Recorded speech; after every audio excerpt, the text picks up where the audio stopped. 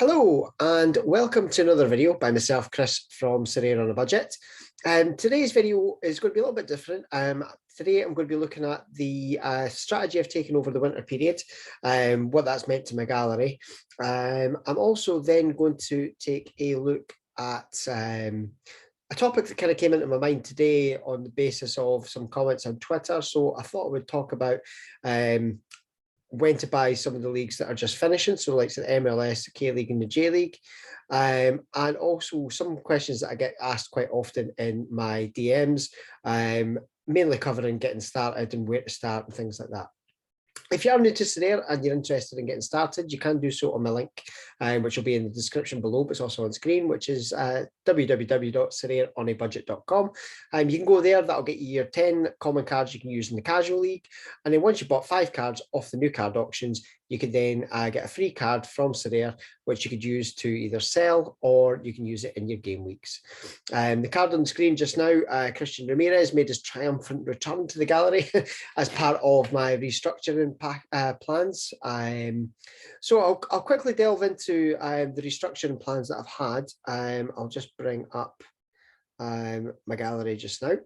So I had a little look. Obviously, I'd kind of gone in quite heavy with a lot of Austrians inside, and I had a few Russians there as well. And that's primarily because prices were quite low. Now, the reason the prices were quite low is that they have a 2-month winter break. So the Austrian one, I believe, starts on the 12th of December and runs until I believe again, the 12th of February.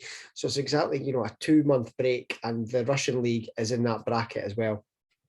So that left me with a little bit of a hole in the team. I also sold the goalkeeper last weekend for a huge profit. It was the profit from that was about 329 quid, I think it was, which is £29 more than I originally staked. And I've obviously already got that out.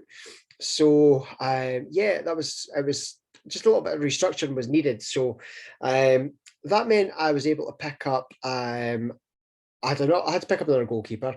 I plan on probably getting another one of the Austrian lads back in again come February. But in the meantime, rather than overstretching or overspending to get a goalkeeper, then get backups and things like that, I went with Mike Van Hamel plus his 2 backups. I've actually got all 3 players for 0.22. Now, you may ask why you would pick up backups and things like that. If you're new to my profile and things like that, it was something that Russell, Scotland Sorare, had said to me early doors when I was looking at buying a goalkeeper for the first time, was to pick up the backups. The reason being, if your first choice goalkeeper goes down with an injury, or if he gets a red card, gets just gets dropped altogether, you've got the backups.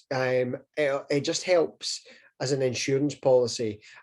So if all of a sudden your card that was worth 0.25 or 0.3, so the better part of it at the moment, about 900 quid, if he suddenly gets dropped and his price starts to plunge because he's not playing week after week after week, the backups price is then going to start climbing up and up and up. So that way you'll always keep a balance between the two, in my opinion. I think it's a smart thing to do. Obviously, another player could get transferred into the club. That's risk you take with the goalkeepers. Obviously, we've got a transfer window coming up in January. A lot of clubs are still recovering from the impact or the financial impact of playing behind closed doors for most of the season last year. So there's, will there be a huge amount of moves? Time will tell on that one. Anyway, yeah, so I picked up a new goalkeeper. So what I did was, I've got a list here. I could happily break that down on Twitter. What I did was I looked at my club situation. I broke it down over over positions: goalkeepers, defenders, midfielders, and forwards. What leagues I could use those players in, be it All-Star, be it Challenger, be it under 23s, Asia, America, that sort of thing. I then marked beside them when those leagues were going on breaks, if they were going on breaks. And that then left me with cards that were going to be inactive. Now, just quickly tallying it, including two of my common goalkeepers that I use. I've got 5, 6, 9, 10, 15 cards that were going to be inactive for around 2 months if they aren't already inactive. And that for me was just way too much.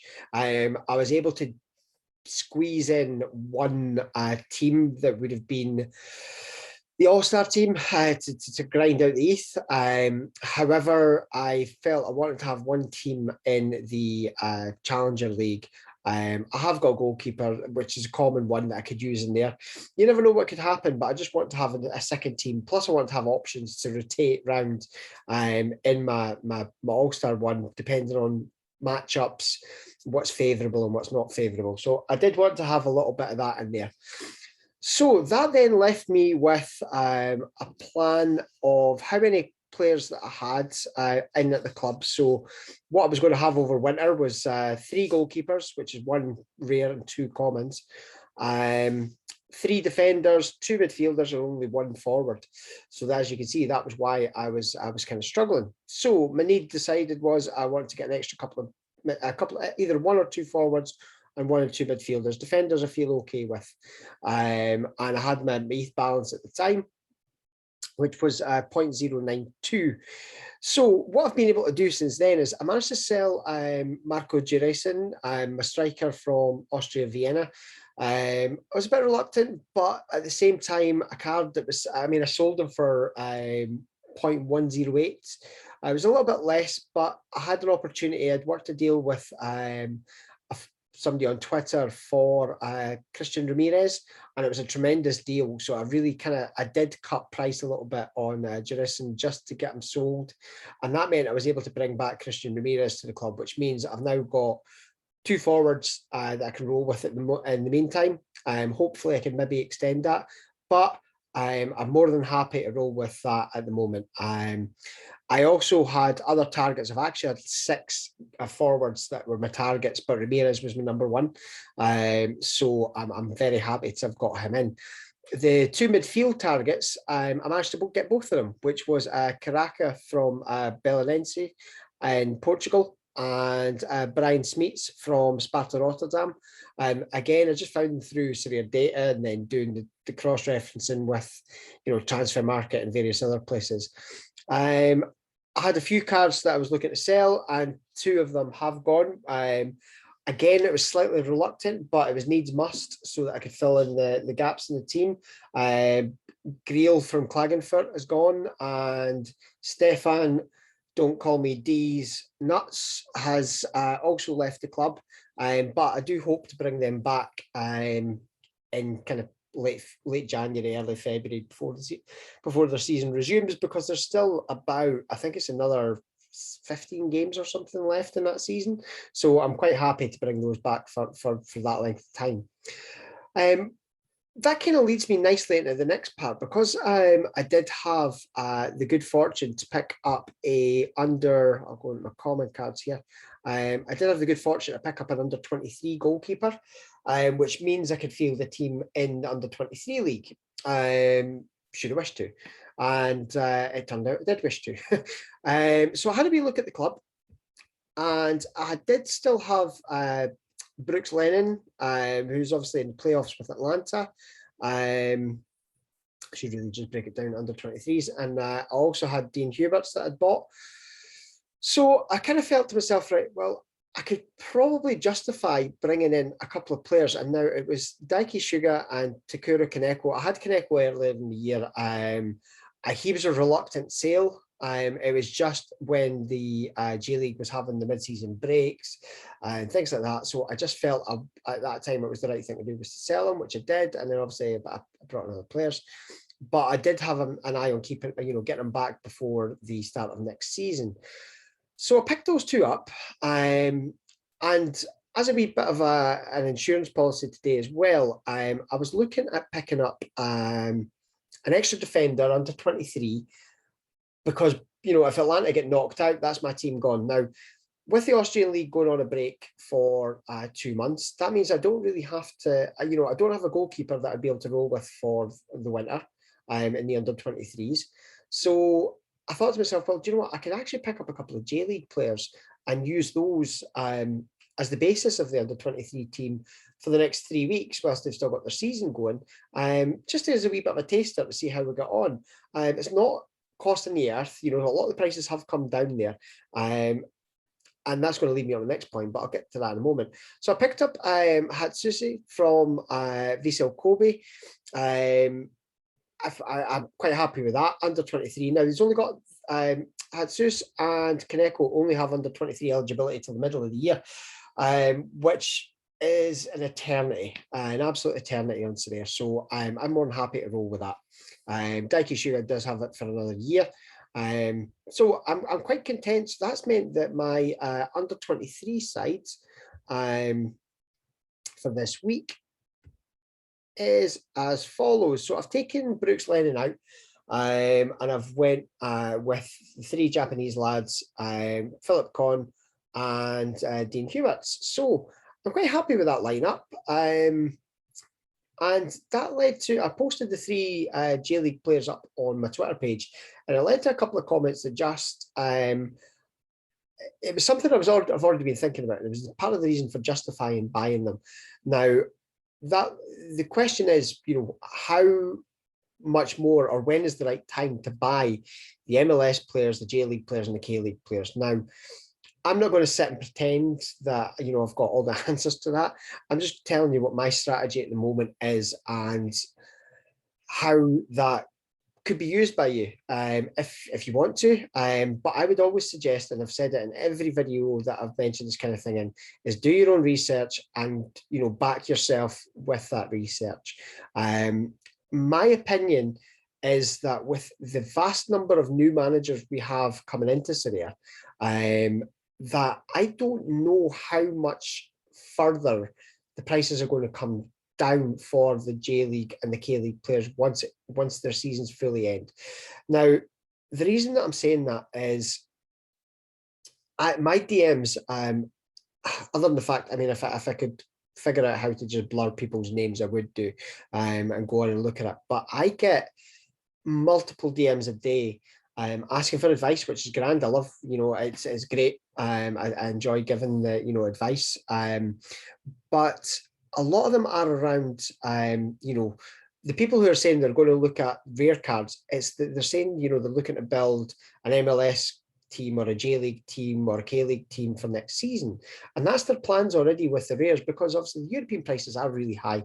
I've just looked at it again today. Some of the prices have crept way up because we're coming back into a game week tomorrow, because everybody's not had one for a fortnight, you know, so prices are creeping up and up and up. More people are coming to the game all the time. So some folk are looking at it on the basis of, you know, I could possibly start to build now for next season. And I brought up the chart on the Sorare Data website, soraredata.com/stats. You can bring all this information up. But if we were to look at exactly, if I can get it to stop on the 18th, oh, the 21st, close to it. There we go, 18th of May. So exactly 6 months ago today, there were there were 18,768 people who owned one card, and that was an actual card, not a common. This was actually people who'd owned, at this point it would have been rares, super rares, or uniques. As you can see, over 25 cards was only 2,104.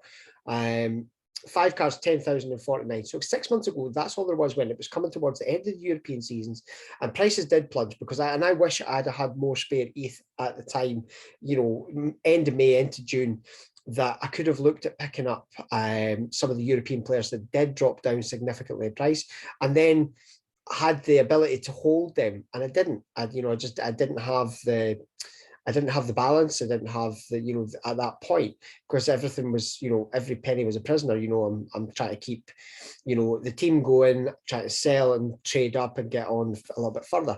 So I didn't have that at that point, and I wish I did, because we could have made an absolute fortune by picking up a lot of these players that have dropped off. As you can see, the graphs have significantly increased, and I think this is right around the 13th of August is when the limited cards launched. And from there, it's exponentially grown. Now, obviously, you don't know whether these cards are ones that are limited, they're rares, or what have you. But from 6 months ago, we're now looking at over 60,000 people own one card or more. That's a huge growth in 6 months. The 10 cards, instead of being 10,000, you're looking at 23 and almost 23,500 people own 10 or more cards.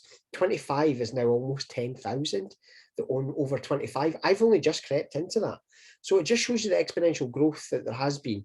Now, that's now 60,000 managers that individually own a card that are now vying for that pool of 100 cards. So instead of having, as we said, back then, having 18,000 or 19,000 people vying for those 100 cards of a person, you've now got 60,000 trying to vie for that 100. So that's a huge amount. That's why prices are rising on the European cards. Also, the much slower auction path for the rares. They're every 3 minutes or 4 minutes, whereas they used to be every minute. Now they're slowing down how quickly the cards are coming out, which again is creating that scarcity for the rares to be even higher. I think eventually that will come back around because the limited prices have dropped, and I do believe that'll come back around in terms of, again, once that gets to 100,000 users owning one card, the scarcity becomes even greater. So that's why I think at the moment, I don't know how much more those prices are going to drop. Yeah, they might drop another 10-15%. Some of them could drop more. I think the fringe players, the lesser players, they will probably drop quite a bit. The players that are at the higher clubs that I've got, the three, for instance, I've all got under 23s. They've all got green averages, including Kaneko's 57 average at the moment. So there's only 3 games left in that season. So those averages, obviously, they could drop significantly, but they could also increase, or they could stay in a solid green. So come February, when the season's about to start mid-February in the J League, and people are starting to ramp up their purchases, those cards aren't not going to be worth any less than what I paid for them at the moment. They're just not. And I mean, it's not even, unless one of them gets injured in the next 3 weeks, or if they disappear to an untraded, an unplayable league, if they went all to Bundesliga 2, for example. That's the only way. If they stay at in the J League, whether at their own clubs or at a new club, they're not going to go down in value from where I've got them. So I'm quite comfortable picking them up at that. If they do go down, big deal. I don't see it being a problem. If you want to get, if you do want to gamble, that happy days. That's the ones I'm going to pick up for now, until I start building up my ETH again, and that may be when I start to see about picking up a couple more, or like that, hang on to January as well and see or end of December to see if the prices do come down. There's always a fear of missing out, which is why people do sell off so they can buy into European cards if they haven't already. I'm very well aware that not everybody has enough funds to have a J League team, or a Champion Asia team, as well as a Challenger Europe team and an All-Star team. That it would just be unrealistic to think that a lot of people are able to do that. But there are a lot of people who do. So not everybody does, but there are quite a few people who do. So I don't know. I'm quite comfortable with that. I'm happy to pick up those cards. When teams are getting knocked out the MLS playoffs over the next few weeks, they will drop. They will drop a little bit, but they're not. I don't think it's going to be enormous. I don't think you're going to suddenly get a card that's worth 0.1 being worth 0.3 or 0.4. Over the next, because like I say, the J League starts again mid-February. So by the time the season finishes on the 4th of December, you're only realistically looking at, 2 months? I don't think they're going to drop that significantly in that period of time. Maybe the first 4 weeks they'll drop down to the end of December and into mid-January, but then that's when people are going to start looking to buy them again. I don't think there's going to be a huge amount. MLS, slightly later in February, they're starting back. Could you see a little bit more? Maybe. But I don't know how much more they're going to drop. I think maybe at best, and I agree with somebody who posted it saying about 10-15% more. But I do think some of the fringe cards will probably drop a little bit more than that. But the good cards, the ones that are getting decent scores every week and at decent clubs and things like that, I don't know. I don't think you're going to get an awful lot more drop off in those. purely opinion, and I'm more than happy to have a conversation with people about that.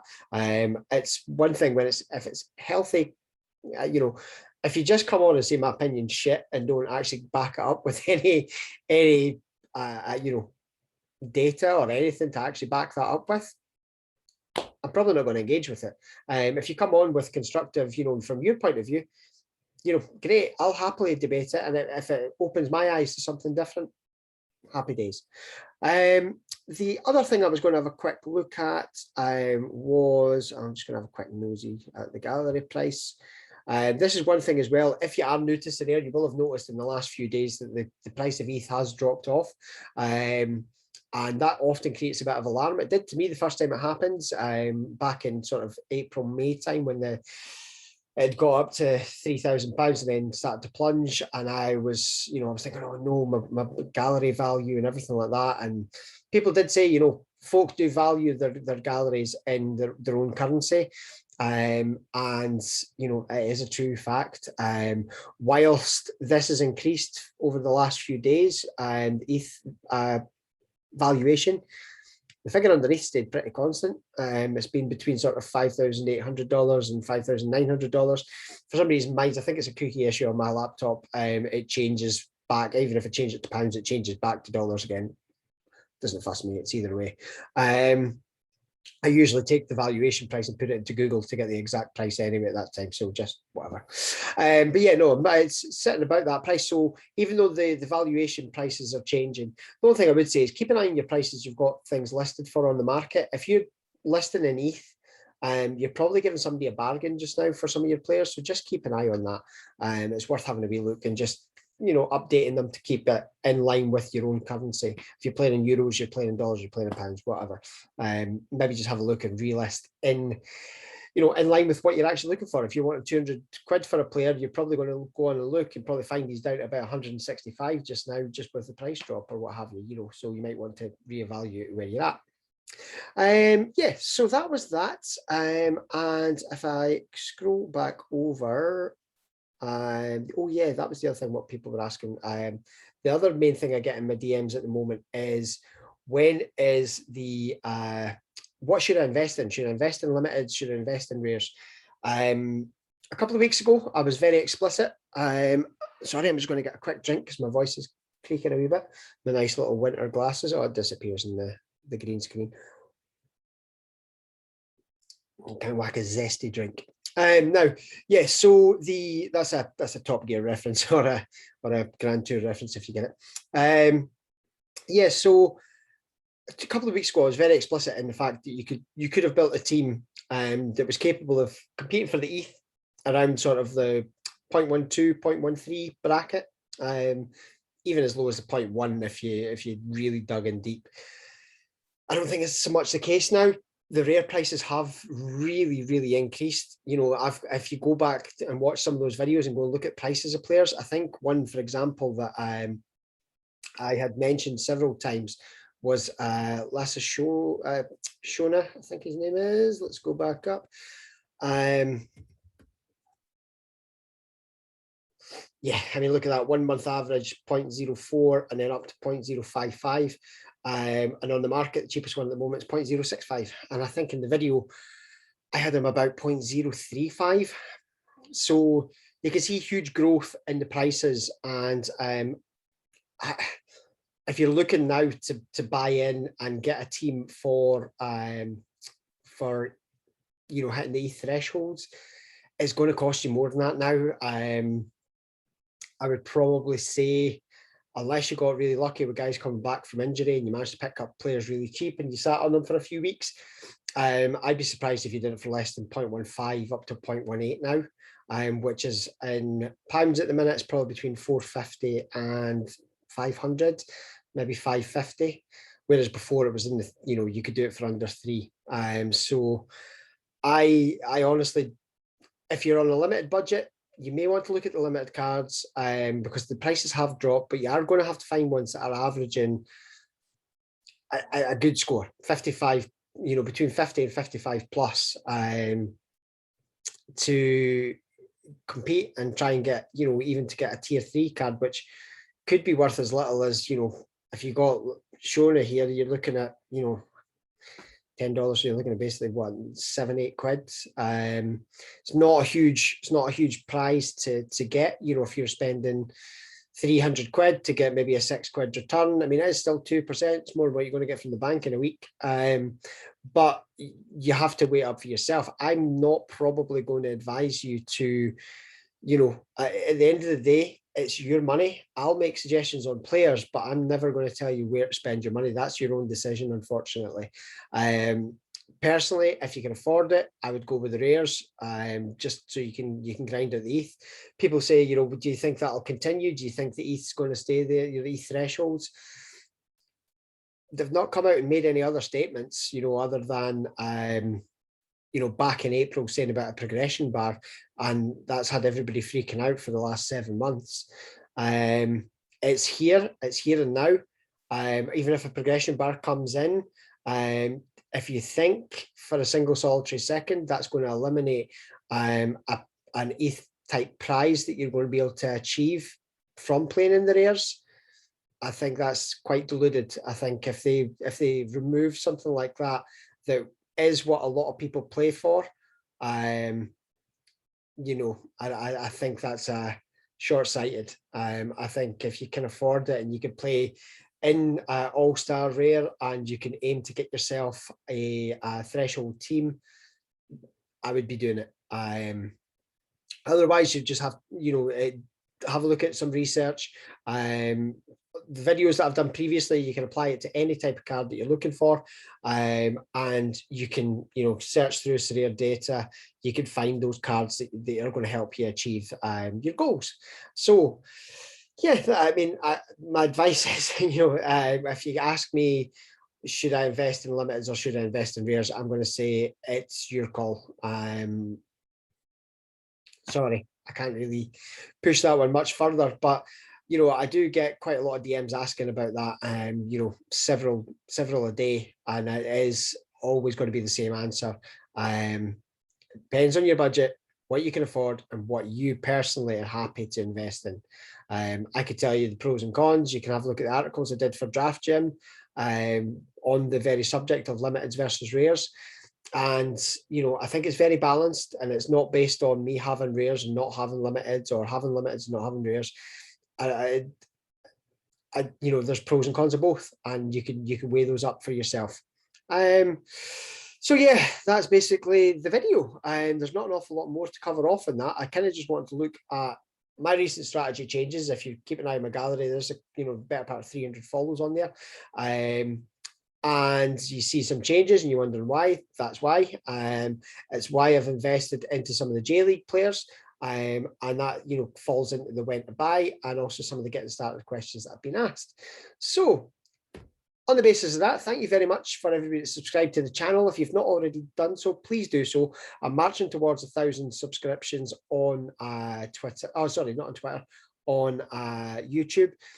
That would be amazing, because it opens a couple of pathways for to be able to monetize the channel, which would be amazing, and actually be able to, you know, generate some income from the channel, and help keep the videos being free.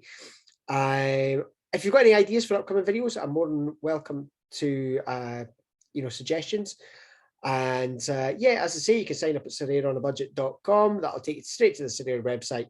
You get your 10 common cards you can use in the casual league, and you'll get your free card when you sign 5 from the new card auctions. You can also follow me on Sorare, on Twitter at SorareOnABudget. I'm closing in on 3,000 follows on there, which is just mental to me. Yeah, that's the video. Thank you so much for your time. I'll speak to you all again soon. Good luck in your game weeks game week over the weekend. It's been a long time coming. It's felt like an eternity, so probably like this video for some of you. But anyhow, I'll catch you all again soon. Take care.